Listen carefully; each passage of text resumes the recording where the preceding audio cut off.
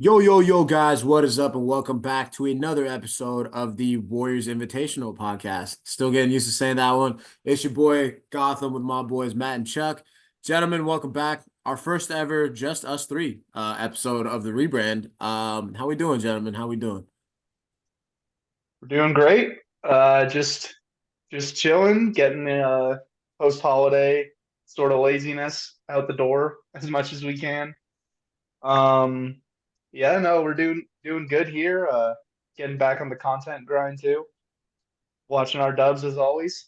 But the beat goes on. How you doing, Matt? This is cool. This is a new feeling, the three of us, I'm enjoying Yeah, the weird. just the freshness of it. No, it's good, guys. No complaints. You know me, I ebb and flow with the wins and losses. So after a win, I feel a little better. Not much, but a little bit. And looking forward to the Denver matchup. And no, life's good. Life's good, man. And life's good for the Warriors so far in 2024. They are 1-0 winning record. We'll take that in any kind of stat metric, however you want to take it, however this year's played out. But the Warriors coming off a 121, 115 kind of back and forth matchup with the Orlando Magic. Really, really good team, young team, Orlando Magic 19 and 14, fifth in the Eastern Conference. And really just a get right game for the Dubs, man. Obviously coming off the three straight losses, the Christmas one, we weren't too bent out of shape over. It felt like they were hanging in right there. A couple shots here and there, whatever it was. Jokic or that the Nuggets kind of took over down the stretch, but the Miami Heat game and the Mavericks game, both without key players. The Heat missing Butler and Lowry. The Mavs missing Kyrie, and the Warriors after the 5 game winning streak. Took like five more steps backwards. And so to come out yesterday with a win, Steph and Klay, both of them kind of starting to find that shooting touch again. Steph having 36 points, Klay with a pretty efficient night, and guys all around, man. Jonathan Kuminga, Andrew Wiggins, Trace Jackson Davis, Pause, all a big team win last night, and so it was really cool to see. Let's just jump right in, man. What did you guys see out there, Matt? I'll start with you, man. I know you were nervous during that game for sure, as always. It's not anything new. But to see how they pulled that one out, it did feel kind of one of those painful losses that was kind of coming up, just the way that game was unfolding, just the Magic responding to all the runs that the Warriors had, but Warriors were able to deliver that last punch at the end there, going on a run thanks to number 30, and kind of bringing that one home. But Matt, talk to me, man. What did you see last night, and what was your kind of takeaways from yesterday? Yeah, I definitely was nervous, first of all, right? I think I texted you guys at one point and said this is going to be a tough loss. It might have been when it looked like the basketball demons stapled the Warriors' eyes shut for like 2 possessions. They just passed the ball wherever they could, throw it with their arms. No, but I actually thought I'm not going to say best win of the year. I think we're probably at a point right now where hyperbole seems really easy, but that was top to bottom the best game of the year those guys have played collectively. I think not a single guy in the Warriors who played substantial minutes looked anything short of good. Like everybody looked good. I think the bench was Wiggs, Pods, um, GP2 for his short minutes. Looney looked that was his best game of the season. I thought he was just maybe his second game. He had a game a few weeks ago that was also really solid, but he's moving really well. He looks like he's getting somewhat of a burst from these short little quick bursts he's having. You know what I mean? He looks like he's got a little more energy out there. Which hey, Looney is a good basketball player. I don't know about starting center. I don't know about anything else, but he's a guy who maybe rest is good for him. Maybe that bench is good for him, right? Um, no, the team looked good. It was also, hey, it's good to see Steph coming out of a slump, right? We kind of saw 3, 4 games in a row, Steph, up until the second half of that Mavericks game where he just kind of went off.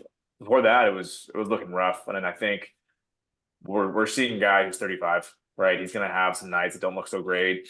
He's gonna have some nights that look like last night, especially until the Warriors are in, unless the Warriors get a number two. But no, top to bottom, good win. I thought it was Kuminga's one of his best games of the season. He was out. He was about as under control as I think he's been all year, as decisive as he's been. He threw a few passes that were just like they touched his hands and left. 2 or 3, just hey, I know where Steph is. I know where Klay is. And once the ball hits my hands, when you're playing basketball, sometimes the ball hits you like that. It's kind of because the first person you pass to, you missed that first pass to Steph or Klay, right? Kuminga was a guy who knew where that two best shooters in the floor were, right? He knew where those guys were a couple times and he found them. And he also looked like he was someone who's taking that Franz Wagner matchup pretty seriously too. And he should. I think it's borderline unanimous now. It's too early to say, of course, those guys are 3 years into their career, but borderline unanimous that the Warriors probably should have picked Franz Wagner, right? Doesn't mean anything bad about JK long term. It just means Franz Wagner is probably going to be an all-star this year or next year at some point in the very near future. The guy's a stud. But no, again, I don't have a whole lot more to add other than this team looked good top to bottom. Their defense looked a little better. Chris Paul played pretty damn well except for towards the end of the game when he was again, for the point guard stuff, he was playing with his eyes closed as well. He was not looking for Steph. He missed JK in a lob that was right there at one point. But hey, he shot the ball pretty well. No, good solid win. I'm not taking much from it, but hey, those guys all look good. Even Andrew Wiggins looked okay too in 20 minutes or so, 10 efficient points. The guy looks like he's aggressive again, like he wants his starting job back. Bad news, Wiggins, it's not coming back. Okay, but he looked all right. Chuck, what do you think, man? Yeah, no, I completely echo what you're saying about probably the best top to bottom game they've had. There were no weak links last night, which was a huge part of it. And another thing you pointed out too, Matt, last night is the way that they handled the Banchero matchup. If you look at the box score, and granted, Paulo always does kind of fill it up, but he really filled it up in garbage time. I mean, I think he was like 3 of 14 at one point. Yeah, I was looking. He was 8 of 20 to finish the game, and it surprised me, but I think you're right, Chuck. Keep going. Yeah, no, and it was also like right at the end, he had a three, another three, and then a layup, all where they were like chasing the game, and the Warriors were just like giving up whatever. So obviously he still would have had 20 points regardless, but they did an incredible job holding it up. And a lot of that was Klay Thompson, a lot of that was Jonathan Kuminga. This is something we've talked about a lot in the past, is Klay being a guy who can be more comfortable guarding fours. And that was obviously a bigger deal with Andrew Wiggins in the lineup, where that's going to be Klay's primary matchup. But if he gets switched onto a guy like Paulo, he's still very strong. He's very long. And that's going to give someone like Banchero a lot of problems. But we know Klay is going to be disciplined in those situations. The real surprise for me was Jonathan Kuminga handling that matchup and handling it with a ton of discipline. Because, especially with the way Orlando runs things, there's a lot of stuff happening off the ball. They have to get really creative with their cutters and the way they flow around screens to generate open looks because they don't have a ton of shooting. So I think Kuminga did a great job containing his man, preventing the looks at the rim, keeping aware of his cutters, and just forcing them to take a whole bunch of outside shots, which, they were making them early in the game, but that's not what Orlando does. If you force, they were 3 of 9 in the first quarter from 3, and if you heard Fitz talking, man, you would have thought Yeah. they were the Kevin Durant Warriors, man. It was crazy, but keep going, Chuck. yeah, and it didn't even end that. Like, I mean, they shot 39%, which is great, but again, they hit a bunch of threes right at the end when it was garbage time, and the Warriors were just trying to prevent. But if you get Jalen Suggs taking 7 threes, then that really means you did your job. And yeah, sure, you made 3 of them, but that's the guy you want to beat you. If it comes down to it, you make guys like him or Anthony Black take the shots. Franz Wagner wasn't getting a whole lot to go because they did really well on him. So I thought it was a great defensive performance. The one nitpick that I would have on the Warrior side is top to bottom, they were great. Chris Paul hit a few big shots. The problem was those were the only shots he hit or took. And so to me, last night, Orlando's got a bunch of great players at the point of attack, and they do a really good job at containment. But it's just so frustrating to me seeing, like, if he's in the starting lineup, and I get his job is to try to help facilitate things for Steph, but a lot of the facilitating has to come by being a scoring threat. Like if you just have a guy who can make better passes to Steph, great. The defense doesn't care if you can't score. So they're just going to keep doing what they do. They're going to keep denying Steph when he's coming off screens. They're going to keep doubling off the ball. Luckily, with Trace Jackson Davis starting, that's kind of a diminished problem because if the guy screening is being evacuated so they can double team Steph off the ball, then Trace Jackson Davis is rolling hard to the rim. He's going to get contact. He's going to get layups and dunks. Got to the line 6 times last night, which is great. So they still have things they're working through, but it's been a theme of the season so far. And even if it comes in a win, like the passive Chris Paul thing, in terms of his scoring, it's really becoming an issue. Well, they quite literally can't afford that. Like if he's out there, Chuck, you said it best. I'm not gonna try to rephrase it, but it's just a spot on point, right? If you have that guy out there who's not willing to shoot, like we've seen that with Draymond, right? We know what this team looks like, but the difference is Draymond's an all-time defensive player. He still is right now. He's 6'5". There's 6'5", 6'6", right? There are big differences there. They already have a guy like that. Part of the like intentional, at least beauty of I'm not gonna call it beauty. I'm sorry. Part of the intentional idea of having Chris Paul on your team is exactly what you just described, Chuck. So clip that, Gotham. That's great. Gotham, what do you think, though, man? Yeah, man, I you guys hit on a lot of it. I think for me, the biggest takeaway, kind of similar to Chuck's point, was you really can't play this Steph and Chris Paul lineup, man. And it's getting. I feel like every game it's the same kind of thing where, because like you said, Chris Paul is not taking shots or being that offensive threat, so everybody's just hounding Steph, and so he's not able to get into a rhythm in that first few minutes that the starting lineup is out there. And you saw what happened when they subbed in. I think it was Steph, Wiggins, like GP, somebody else. It was Steph was the point guard, and you had other guys around him that not named Chris Paul, and he was able to get into rhythm. I think he had 6 or 7 points to kind of get the scoring started for him. So that was my one like kind of nitpick of the game, and it's kind of going to be that way. Steve Kerr with his 3 guard lineups and not playing Moses Moody in a starting lineup like that where you can get another guy. Let's kind of just trust Steph to be that offensive um kind of engine, I guess, to start the game like he has been his entire career. But for me, I mean, I agree with you guys. I think just the fact that, top to top down, there were 7 guys that scored in double figures. Kuminga had 19. You had 3 different guys with 10, CP with 12. So it was a really good performance, especially just coming off those 2 wins or those 2 losses against the Mavs and the Heat. So again, at this point of the season, it's really just stacking W's. But I think they're starting to find combinations. I really like the Steph Klay, or not Steph Klay. Let me find the lineup that it was, but I think it was Steph Pods, Wiggins, JK, TJD, and that 5-man unit I thought was really good. You had another guy in Pods who could be a playmaker out there. Wiggins and JK, it's still a small sample size, but I think those guys can kind of complement each other on the court. Especially if Wiggins is just being aggressive. I think we saw him energy wise, at least, has been much better than early on in the season. And TJD just kind of unlocks a lot of that stuff for these guys in the paint, just being that rim protector as well. So I think that there are combinations that this this team has. Again, they're still 10 people deep, even without Draymond, and obviously GP2 now out for the foreseeable future.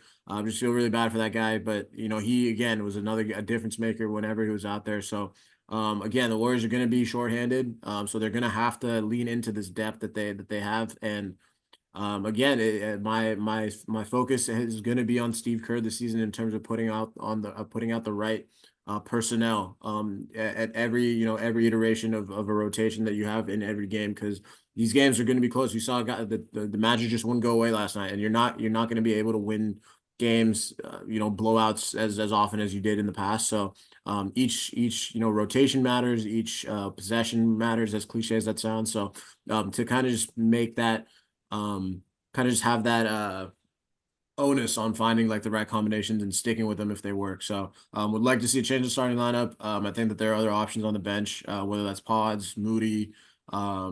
I don't know. I don't think they bring Wiggins back into the starting lineup, but again, another guy you can kind of sub in there and let Steph and Klay kind of work off of that. But overall, yeah, man, I think just to get a W, get back on the right track. Yeah, I mean, I can't ask for much more after the last 2 games. So I want to stick around on GP2 for a second, just because this team's defense has been pretty porous for a minute, especially just when it comes to slowing down elite guards.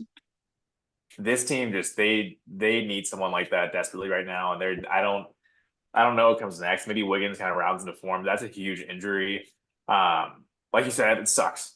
Oh, This yeah. guy, like the second he went down, he grabbed his leg. He was limping again, different injury, but like limping the same exact way he did with the calf injury, where you just knew like, he can't go. Like Yeah. he knew he can't go. You saw him on the sideline for a second, almost tossed his headband. He just looked absolutely furious and just you don't blame the guy. It's horrible stuff. And it just Uh, sucks because like I was at the game on Saturday against the Mavs, and like the ovation that he got for when he checked back in, like the dude is such a fan favorite. Like he wants to be out there, just brings so much to the table. So to I forget, I think it was his third quarter yesterday that he got hurt. Like man, just real tough and to. he bugged Luca for a minute, man. He was Yeah, not. no, He had a few moments there.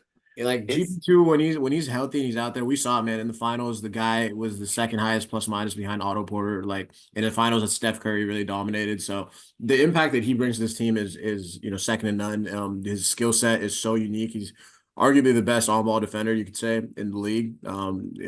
Definitely top five, top three, however you want to shake it out. So massive loss. And again, it's just a season where the Warriors' best defensive players, for one reason or another, are just not out on the court, whether it's injury, whether that's punching people in the face.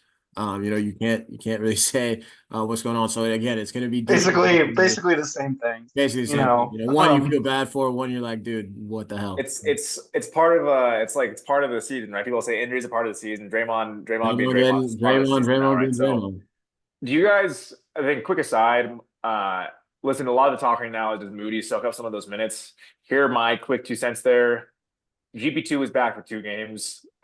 Moody wasn't getting minutes before he came back. I mean, yeah. GP was playing 10 minutes or so a game as it was. He wasn't playing a whole lot. What are your Moody thoughts just as they relate to GP, Chuck? I'm just, and it's weird too because I've never understood, like back up a couple seasons. Like I wrote a whole article like Steve Kerr had very specific comments where he said for Moses Moody, he needs to cut down on the turnovers, he needs to cut down on the fouling, he needs to be a better defensive player. Um, at that time, one Mr. Anthony Lamb was soaking up a whole bunch of wing minutes, and Kuminga was still very raw, but he was getting a lot of run. Um, and when I compared them, like they had extremely similar foul numbers, they had extremely similar levels of just bad turnovers. The only reason that Anthony Lamb didn't get those levels of turnovers because he never tried to make plays, which, like taking care of the ball is great, but literally not trying to pass on a kick out, like, or just even attack a closeout and see if you can find a big in the paint. Like to not even try those things is frustrating. And now Moses tries those things. He's getting pretty good at them, and he's also really cleaned up his defense while, always being ready to shoot, always doing the smart things. So it really feels frustrating to me because, you've seen they've invested all the time and the energy in Jonathan Kuminga, and they put him in the starting lineup. And here he is on the most consistent, successful run of his career. Like towards the end of the title season, he had a really good end of the season, but it was still inconsistent. Now he's thriving. And you look at Moses, and it's like, oh wow, okay. He doesn't really know when he's going to be able to play. It seems right now the plan is more nights than not. He's going to be completely riding the bench. So why does Kuminga? I don't want to like sound like I'm like anti Kuminga because I love what he brings to the table, but he's got flaws too. He's got things that he does wrong that are workable. So I don't understand why he gets the green light to just go and figure this out and enter the starting lineup while Moses can't even get garbage time minutes. Well, he can get garbage time. If we're up like 30, Steve Kerr's like, all right, in you Not go. that big guy. Yeah, that's my biggest issue with the whole. It's kind of similar point, Chuck, but like every time Moses Moody touches the floor, it feels like he does something right. Whether that's hit a shot, whether that's find a guy in the paint, whether that's defensively. In that Lakers series, he was one of our best role players coming off the bench. And so it felt like, as that season ended, it was like, okay, these guys, both of them are going to have a big role to play. And obviously, Pods has been really good. And I think we said it on a few episodes ago when Pods started getting in the lineup, like it's nothing against what Pods brings to the table. I think what the kid has done is incredible, and the element that he brings to this team. But if I'm Moses Moody, man, I'm asking like, what else is there you want me to do? Like every time I'm out there, I'm able to connect lineups. He when he got drafted, he was the most pro ready prospect out of the two compared to Kuminga, even Wiseman when we had him. So for if I'm Moses Moody, man, I honestly think his professionalism kind of gets used against him. I think Steve Kerr obviously raves about what a professional Moses is, and how he comes to work ready to develop and whatever. And I think that kind of goes against him to a certain degree where Steve Kerr is not kind of forced, because Kuminga, obviously talent is there, the raw upside, but he has spoken out when he hasn't felt, whether it was just a couple weeks ago with the comments that he made and regarding playing time and getting subbed out, and you don't really expect that or see that from Moses, and he kind of just takes it as it comes, like just kind of says the right thing, and is just like an overall good like teammate and guy you want to have on your bench. So I don't know. I feel like if it has to be, I think he's gonna get traded, man. Like if I'm being really honest, I don't like you said, Matt. Like GP has been back for a game and a half, and Moses has been out of the rotation for more than that. So, I think he's gonna be, on the chopping block, and I hope he goes to a situation where he gets an opportunity to show what he can do, because he has done that, in limited action here. I think he can still be a key piece, a rotation piece to this team, and especially now, just when it's all hands on deck. But yeah, I mean, unless we see it happen for more games, multiple games in a row, I'm not gonna sit here and act like Moses Moody is gonna bring something right now. It is tough. So I don't know if it's quite a zag. I am when this team's at full strength. I'm gonna be real. In my opinion, it is hard to get a miss. Like I do think it's tough. I think Steve Kerr. It's actually again, it's tough to get a miss, especially if Gary Payton's healthy. He's not now, right? Especially with Pods playing as well as he is. It's hard, but again, there's got to be 7 Chris Paul minutes right there, right? 7 to 8 Chris Paul minutes and 5 to 6 Pod minutes that are right there for Moses to take. Like Pods plays 28 minutes a night. Not to say he shouldn't, but No, like for sure. I'm not trying to say anything about who deserves what. I do yeah. think Moses Moody is an NBA player, though. He's like an NBA rotation wing. That's the issue. But again, when this team's healthy, it is tough. Like where the minutes coming from, I don't quite know. Chuck, you mentioned it earlier. The idea with CP is in part to have a second scorer out there, right? In part, to have a second guy who can create their own shot. I still don't see Steve Kerr giving him a ton of run as it is. As far as the trade goes, Gotham, you brought it up, dude. It's like, okay, it's just tough right now. Any 2 out of those 3 guys could be gone, in my opinion. If they still see Moody as a guy waiting, no pun intended, in the wings, right? And Wiggins goes out for, with whomever else, right? Wiggins and Kuminga, you still have, and you get 1 wing, right? 2 for 1. You still have Moody as a backup. If you go Wiggins on his own with whatever first, or Trace Jackson Davis or Pods, right? None of us want to move Pods, but it's just like, hey, if I'm a different team, I'm not gonna lie, if I'm Toronto, I want that guy next to Emmanuel quickly. That'd be sweet. That's a great fit. It's just I don't know what's going to happen. I do think there's going to be a consolidation trade, because you can't have 3 legit, rotation wings in your team like this with one of them not getting any minutes. TBD if the GP spot opens up anything for Moody. But fuck, man, if I'm Moses, I am so done with Steve Kerr, man. I'm sorry. I think they have a good relationship from from what I understand. Moses is also a guy. Gotham brought it up, good soldier. You just feel for the kid, dude, because he could be starting for some of the lesser teams in the league, I think, easily. He could be a top 6, 7 rotation guy on a lot of different teams. For him too, man. Like it's a Oh no, contract's man. coming up soon. Like he's got 1 more year under this. He's not getting paid big, man. It's unlikely at this point, and It's tough. It's tough. If I'm him, it's comments about Steve Kerr on the way out, man. He won't do it. He's a good kid. He's a good kid, and he's not gonna do that kind of stuff. But I'd be frustrated. Speaking of Steve, right? Yesterday, yeah. Speaking of Steve and comments, right? Steve Kerr yesterday. Long story short, when asked about Draymond before the game, I'm gonna give kind of just the big quote here. Okay. When with regards to Draymond, first of all, Draymond, Steve Kerr said, has not been around the team at all. One of the big things going into the season was Draymond can be, or going into the suspension, right, is that Draymond could be around the team. It was like, okay, he can be around still. He viewed that as like a thing that might be helpful to him in this, journey he's on. But when asked about it, Steve Kerr responded, "We've been giving him his space and he's been giving us ours." There's more to the quote. You guys can catch those clips all over Twitter. They're a little more in The Athletic. That's weird. That's a weird thing to say. He's giving us our space. Listen, to be clear, if I'm the Warriors, I think we're annoyed with Draymond at this point. There's a quite literally a clip of Steve Kerr saying he's tired of Draymond shit. Right? We've all seen it. What, Chuck, did you make of those comments, dude?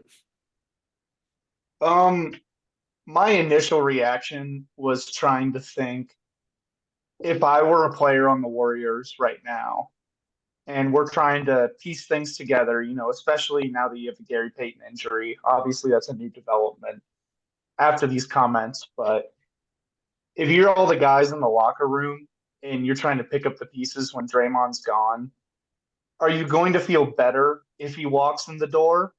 You're just going to be like, that fucking guy right there.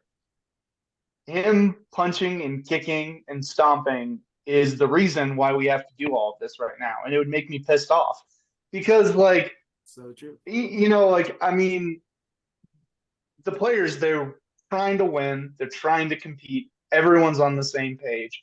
And then one guy is doing extremely preventable stuff that is holding them back from winning. So, what I took the comments as are, and I think initially it was kind of like, whoa, is this maybe over? But what I took those comments as is everyone needs some time and space to breathe, because if he comes back in the building and everyone's still pissed off at him, then the situation's only going to get worse. We've seen this time and time again. Like Steve Kerr, I mean, he gets credit for being like a personality manager. I don't think we'll ever be able to fathom the stuff that went on behind the scenes when Kevin Durant was on the Warriors and all the personalities and egos and little spats he had to manage there. But if there's one thing we do know about Steve Kerr, it's that he can take the temperature of a team. He can know exactly what they think, what they need, and then he can act on that. And he's not afraid to talk about it either. So, him saying, I think he needs some space from us and we need some space from him is basically just so they can have a clean slate healing process once he starts to get back. And, maybe Kerr's smart enough to know, like, hey, we're on a bit of a run right now. Like, we're winning some games. The vibes are generally pretty good. Maybe now is the time to get him back in the building. Yeah, I agree with that. Like from a surface level of like what those comments mean. I agree with you, Chuck. I think that I think for Draymond to do this again, man. Like we're tired of this shit. Like the team's definitely tired of it. Like the Steph sounds tired. Steve Kerr sounds tired. Mike Dunleavy sounded tired. Like it's getting old. And so if he can't prove that he can stay on this, like help this team actively win without punching a dude, stomping on him, like you said, like then you're gonna have to have another conversation. But I want to take it a step deeper because all this whole situation is just weird. Just with the indefinite suspension. Now the Kerr comments. Steph was asked about it. I think it was a couple days ago.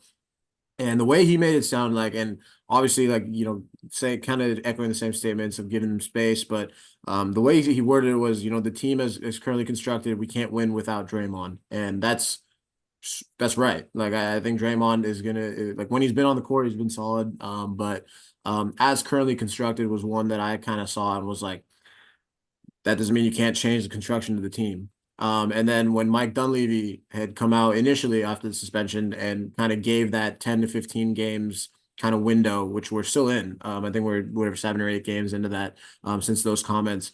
I'm not fully convinced that Draymond is going to be on the team. And I don't, and I'm not sitting here saying that this is gonna be, you know, a simple fix, an easy trade, or who they get in this package. But, you know, as we kind of start talking about guys that may be on the block, with like the Wiggins, the Kumingas, Moody, picks, whatever it is, like I think it's time to consider that Draymond may be on the chopping block. And I think that, again, it's one of those where I think we were talking about it. It might have been off camera, to be honest, or off air, but just that contract is not, you know, terribly unaffordable for a team that, you know, need a contender that may, you know, want to shore up their defense.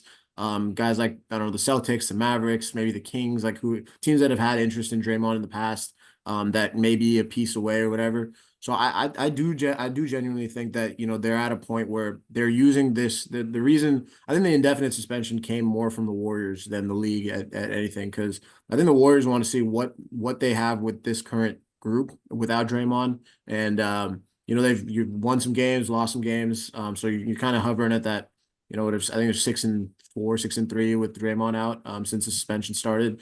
So again, I think we're in that window that Mike Dunleavy kind of outlined, but yesterday's comments, just adding on to everything else we've heard, makes this to me seem like for the first time that, you know, Draymond Green is not safe and potentially may not be a Warrior for life, as we thought, you know, after he signed that contract. And I think that for the first time we're seeing Steph kind of voice that as well. And again, he didn't outwardly say it, and, you know, maybe I'm reading into it differently than other people are, but from what I took from his comments, Mike Dunleavy's, and then Steve Kerr's yesterday, I think they may be looking to move Draymond, and you know, I wouldn't be shocked if it happened anymore, compared to, you know, over the summer or something like that.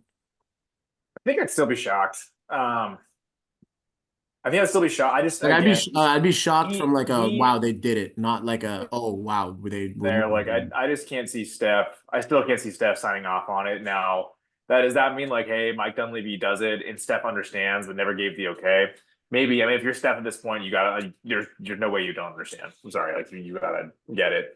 Um, no, I mean it's just they're all totally fair points. I don't think Draymond's safe. I think he's totally going to be. I'm sure the Warriors have taken a call or two. There's no reporting, obviously, but like I'm sure somebody has inquired, and I'm sure they've answered the phone. Um, are you trading for like Heath Ledger's Joker right now? I don't know. Like I'd be erratic. I don't know what's going to happen. Right? He just wants to see shit burn Draymond sometimes. So no, I don't know. Right? I don't know what's going to happen with these guys. Chuck, I want to move on to Klay's comments unless you got something else you want to add to the Dre stuff real quick. Yeah, no, that's all I got there. You know, just if he stops punching every European guy he sees, then yeah, the team would probably be more okay with having him there. But right now they're just pretty pissed off. So, you know, not much you can do unless he shows he's actually willing to change. Yeah. Short stuff, I think timeline given was like 13, 15 games from Shams like a while ago. They're at 10 or 11 now, I want to say. Is that right?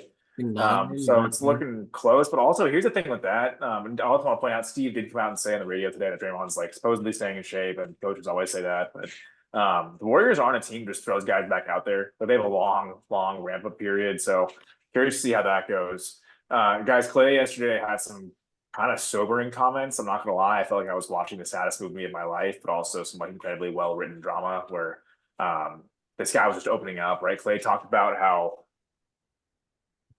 in the post game, right? He had a really good game, first of all. And we should talk about that too. But in the post game, just talking about reflecting on his time as a Warrior, basically, and how he's been in his head in a lot of ways, and how in his quest to, you know, regain his past form, he's kind of gotten in his own way. And I think we've all seen that, right? We've seen Chuck or Klay, we've seen, for lack of a better term right now, selfish Klay show up. And he kind of acknowledged that yesterday in that presser, acknowledged his basketball mortality in a lot of ways, called this his final chapter as well, which I don't know if that was like a dramatic spur of the moment thing. I don't know if people are reading too much into that. Pretty sobering though, and also props to Klay. Chuck, you pointed this out in our pre-pod talks, but props to the guy for actually talking in a press conference, like actually saying things. He does that pretty often. He talks about, like last year, talked about the genuine like hurt he felt from some of the post Achilles comments from Charles Barkley, for example. What are you guys' reaction to that? Did you interpret that as a guy who maybe is coming back down to earth, and we're going to see a renewed Klay who looked like the Klay we saw yesterday? Is it a guy who isn't going to be a Warrior forever? What did that sound like to you, Chuck? Yeah, I thought those. I mean, those were definitely very interesting comments that he made, but I thought it came from a real good place of honesty. I don't think Clay was like he's had these moments where he seems really frustrated and kind of venting and getting pissed off. And I think people have I think people have kind of gotten too far in it. Like, I think it was last week where they had another rough one. It might have been actually after the Dallas game where like Pod said he played a really bad game and someone asked Clay about it. He's kind of like Dramatic he's rookie. like It he's was like Miami. dramatic rookie. Miami game. Yeah, Miami game. And I was just like, come on, man. That's just like you can't read into that as him. Like that's Yeah. just a little joke, and like Pods is gonna see it and they're gonna laugh about it and whatever. Um, but I thought it was a really, I mean, like you said, it was sobering, but I thought it was a cool thing to hear. Just a player being open about the struggles he's been through, and you look at the position that he's gotten to, where it's you have these two devastating injuries. Everyone calls the Warriors dead. They're like, is he even going to come back? He comes back. Extremely impressive feat after those injuries just to come back on the court and be effective.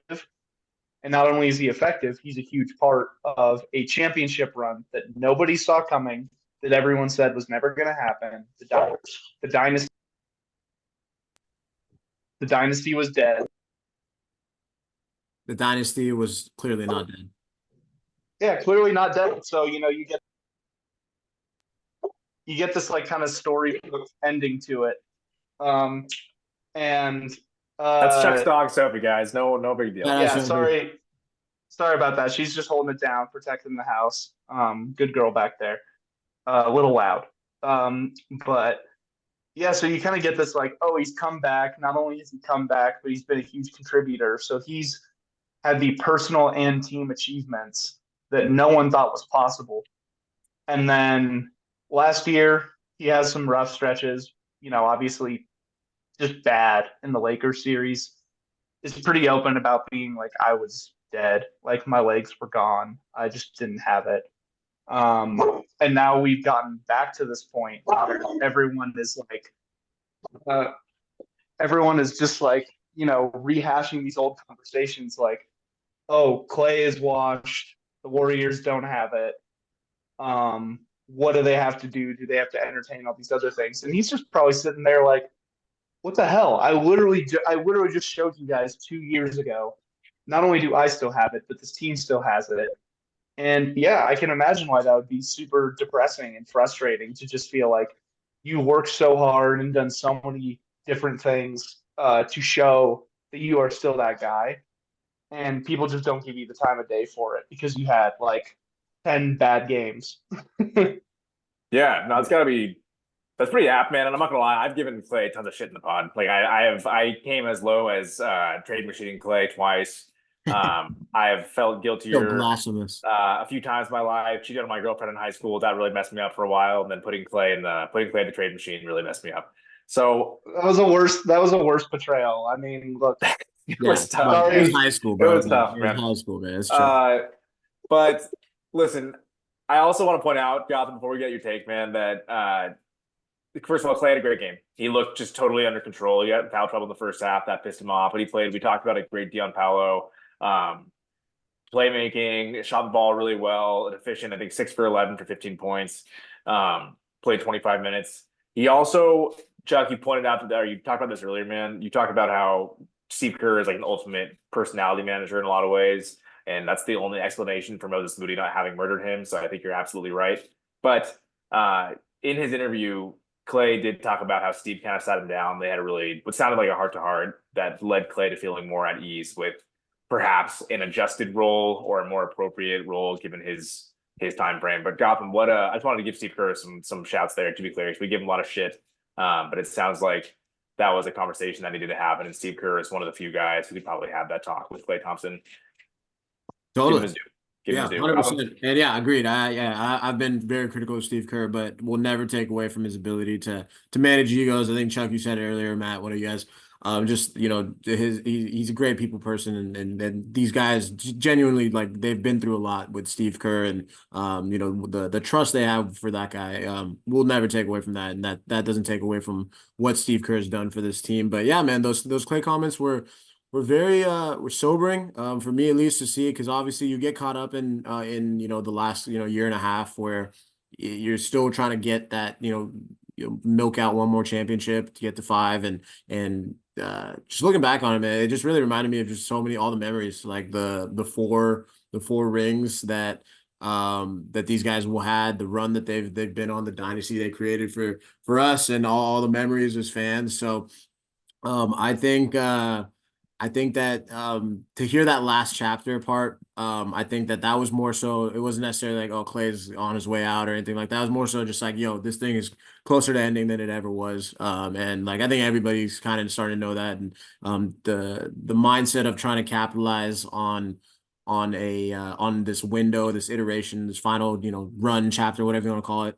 But I think from a this year outlook, I think that for Clay to, because we've all talked about, if can Clay kind of get that selfishness or whatever. Selfishness just sounds mean now after like the comments that came out, but like that like that mindset of shot chucking and going for the all-star Clay and the Clay of the past, and to hear him kind of finally, it's for the first time it seems like for him to come to terms with it, and to realize like, yo, I don't have to do that. I think we saw Clay, especially last night, but over the last couple games, man, just like not necessarily just forcing shots up, you making some really nice passes to guys like TJD down low, just off pick and rolls.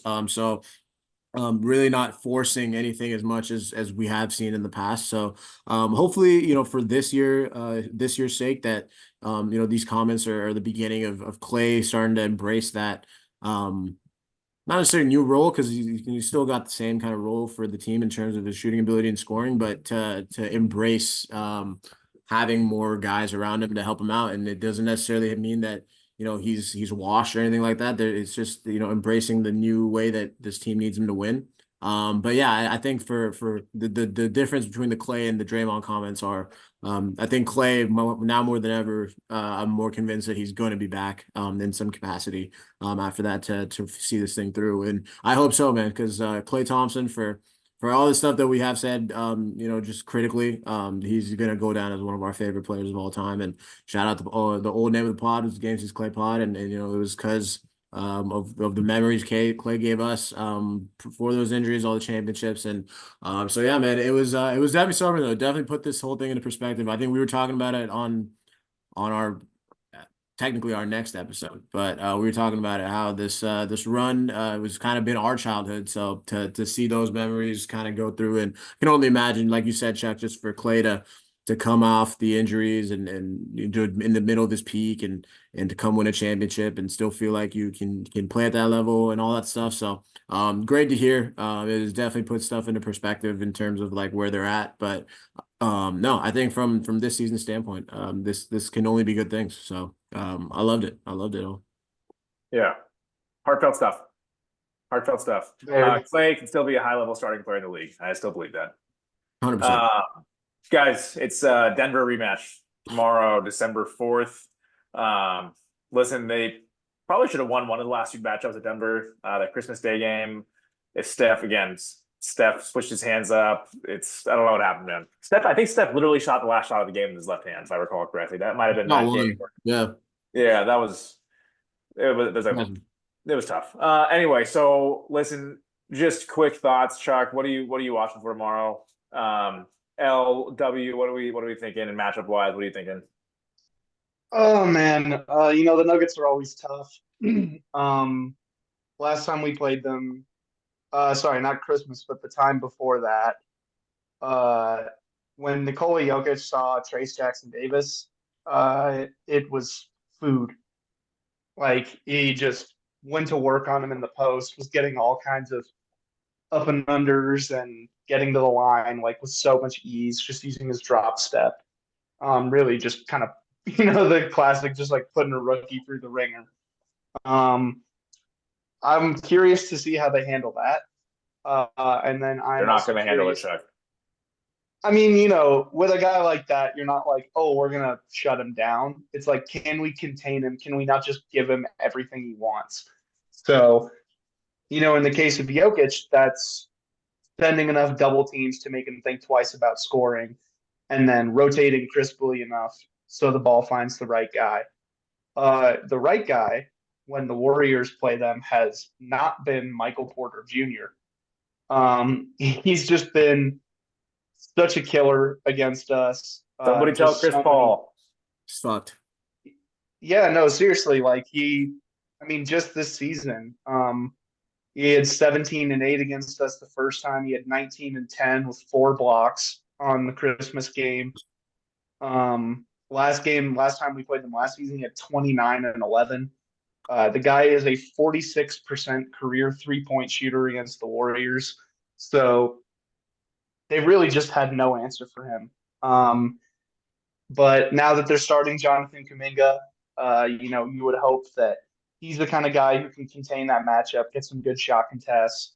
Clay's definitely going to see some time on him as well, and that's a good amount of length for them to handle. But this is a game that's going to be won and lost with defensive rotations because you got to send Trace Jackson Davis some help.